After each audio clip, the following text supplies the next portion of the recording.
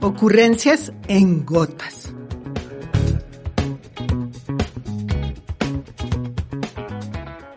Hoy tenemos una invitada joven. Se llama Fernanda Sánchez Jaramillo. Ella es candidata a doctora en Derecho de la Universidad del Rosario. Tiene muchos otros títulos. Abogada cum laude. No todos los abogados son cum laude y no todos los doctores son doctores de verdad. Entonces eso la coloca en una de aquellas personas que siempre están tratando de avanzar académica e intelectualmente en temas muy específicos que vamos a ver ahora cuáles son. Temas desconocidos en general por la mayoría de los abogados. Es también magíster en Relaciones Internacionales de la Universidad Javeriana y trabajadora social comunitaria.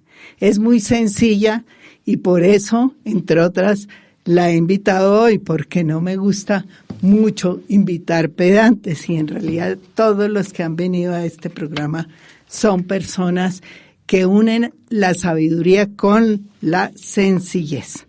El tema que ella está estudiando y analizando es un tema que es esencial en derecho.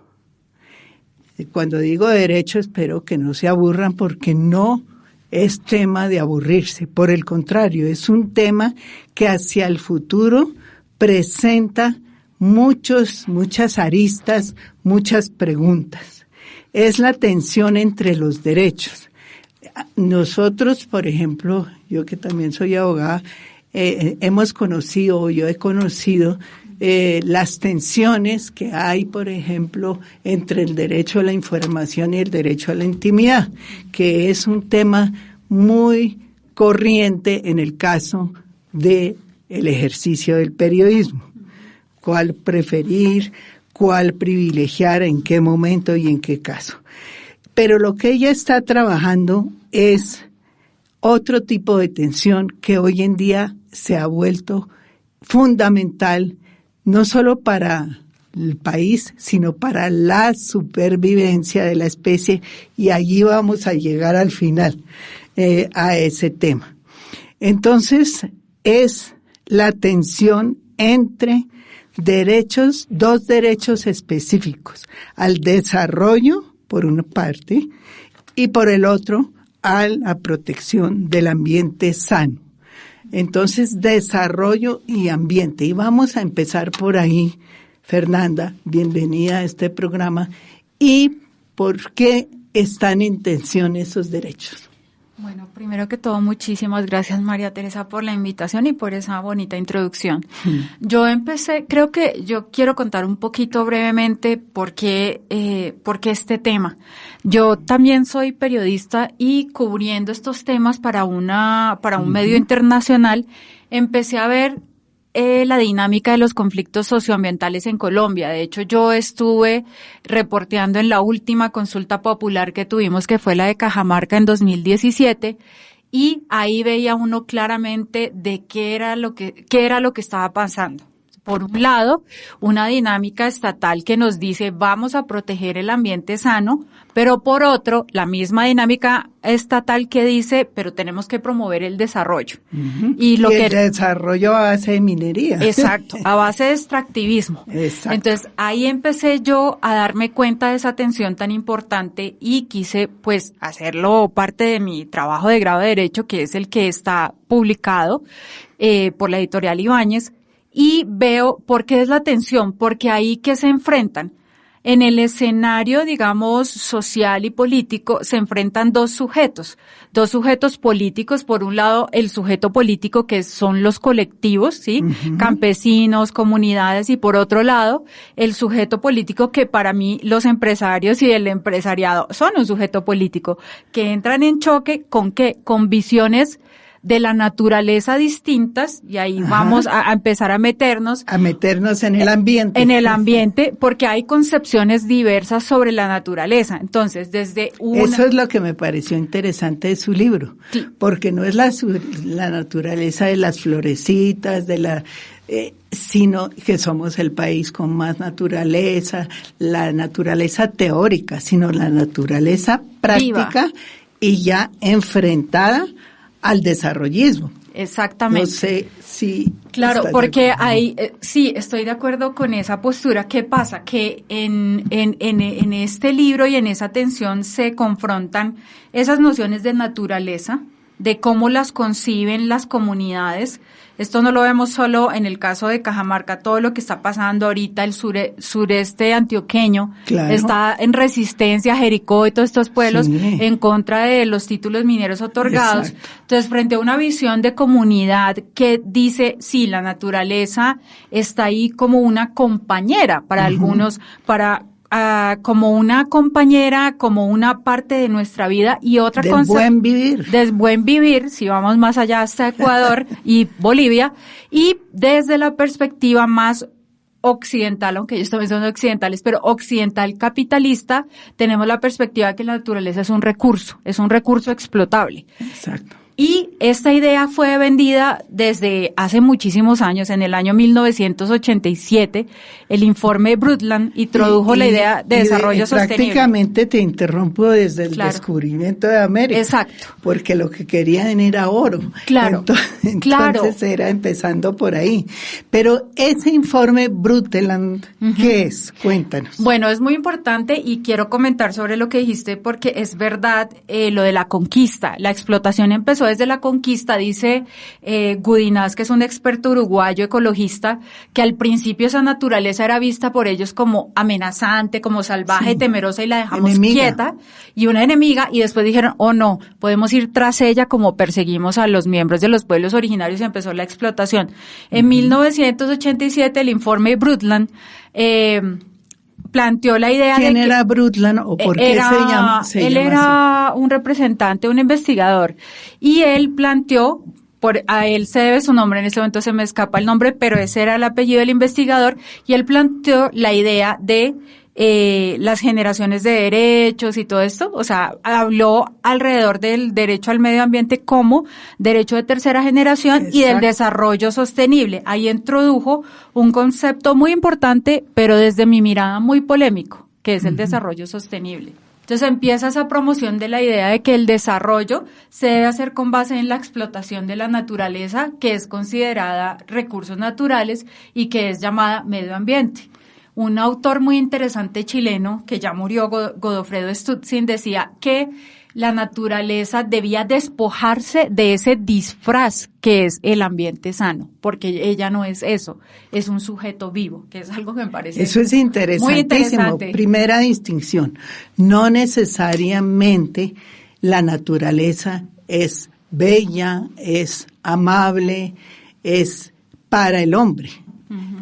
Sino tiene otras características. ¿Cuáles dirías que son?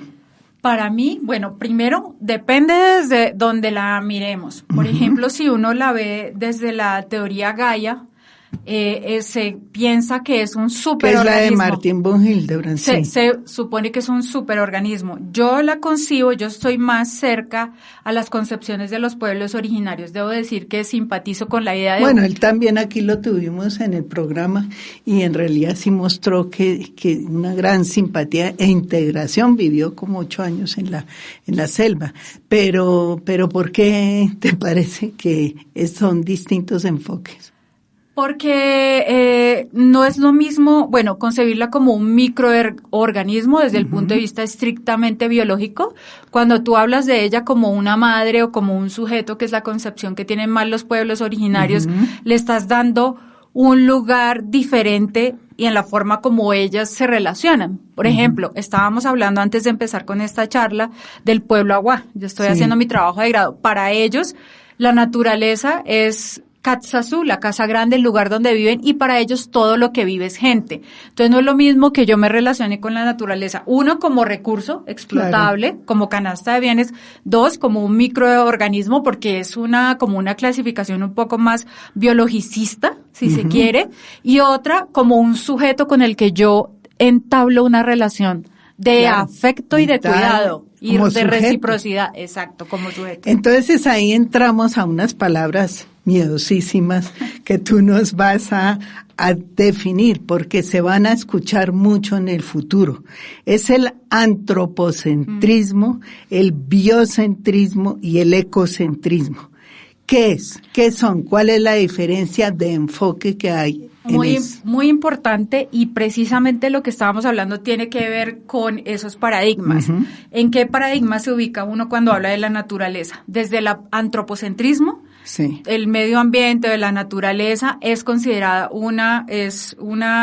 gira alrededor del hombre, el hombre es el centro. Por eso es antropocentrismo. El hombre es el centro del derecho y es el centro de todas las decisiones y de la vida. Uh-huh. No solo esto es una concepción jurídica, ahí hay que mencionar la relación y la influencia de la Iglesia, sobre todo del judeocristianismo, en esta concepción. Uh-huh. Desde el Génesis, diciendo que el humano es dominador de la naturaleza, aunque hay una postura desde la ecoteología que reivindica y dice un momentico, la Iglesia tiene que rectificar, nosotros no somos dominadores, somos custodios. Entonces el hombre es el centro y todas las decisiones se toman en torno a él. Y el otro, el biocentrismo. El biocentrismo, lo que plantea es que todos los seres vivos son importantes, ¿sí? Uh-huh. En el primero la jerarquía la tiene el humano. En el otro todos los seres vivos son importantes, pero si a uno le preguntan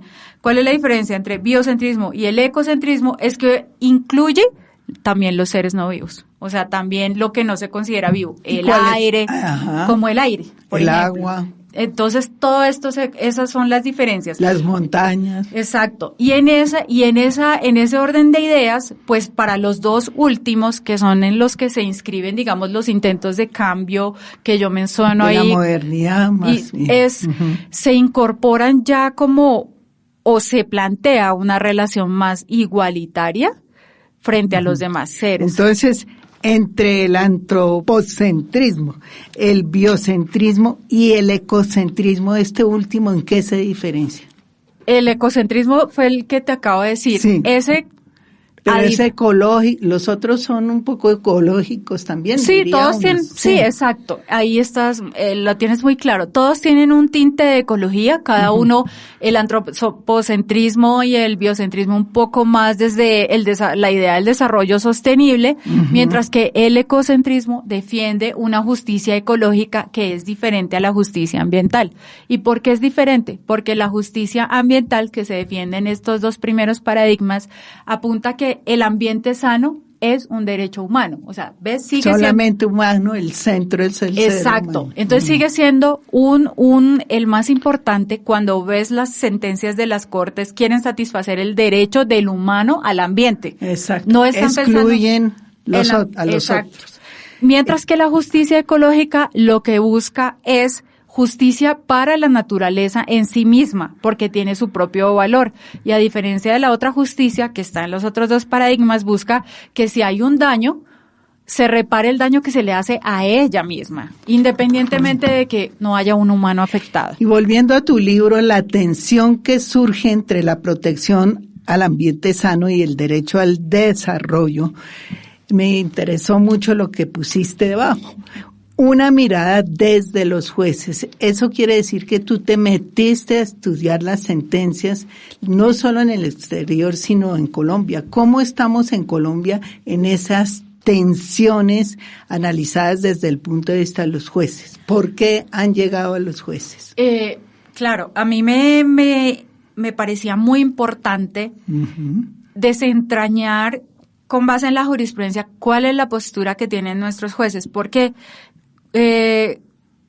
casi siempre cuando uno participa, yo participo mucho en ponencias sobre nuevos sujetos de derecho y siempre se ovaciona acríticamente, para mi gusto, Es decir, sin crítica. Sin criticar las sentencias de la Corte colombiana, y son puestas como modelo, presentadas como un modelo, y cuando uno lee la letra menuda se da cuenta de que no están así. Entonces yo quería saber cómo habían ellos resuelto o intentado resolver esa tensión de estos dos derechos. En casos emblemáticos, obviamente no podía tomar todos los casos, me parecía muy importante, por ejemplo, el último caso que tumbó las consultas populares, que estaba la magistrada ponente Cristina Pardo, a quien entrevisté también para el libro, y ver qué ejercicio racional, jurídico hacían ellos. En realidad lo que hacen es... Eso es lo interesante, porque las sentencias siempre tienen un ejercicio de razonamiento. Exacto. Y no necesariamente es el último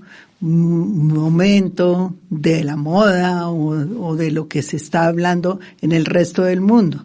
Entonces, primero, entre las sentencias que tú has analizado, hay un avance jurídico, jurisprudencial, es decir, han tomado el tema del ambiente sano y de las tensiones de una manera progresista, ¿o no? Yo digo que solo desde un plano enunciativo, pero no desde un plano real. ¿Por qué digo esto? Porque si bien varios de estos fallos mencionan, uno va a leer ecocentrismo, biocentrismo, hacen una combinación, primero, inapropiada de elementos de los diversos paradigmas. Creo que también es en una manera como es una forma de protegerse, o sea, el juez no quiere ir tan allá y se blinda un poco, digamos, un poquito, decía Tolosa en uno de sus fallos, antropocéntrico, ecocéntrico. No puede ser porque son incompatibles. No, son dos miradas diferentes. Pero tratan un poco de quedarían viscos. Porque... Sí, pretenden serlo, pero en realidad no lo son. Y sobre todo cuando están hablando de la naturaleza como sujeto de derechos, que es un tema bien polémico, uno ve que no tienen idea. Y los animales, pero te interrumpo porque esa parte la dejamos para la segunda parte de nuestro programa. Gracias.